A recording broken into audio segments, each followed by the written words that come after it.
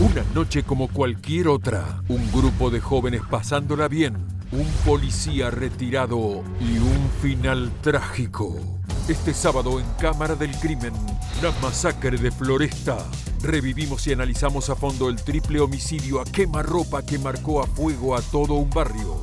Cámara del Crimen, sábado 15 horas por TN.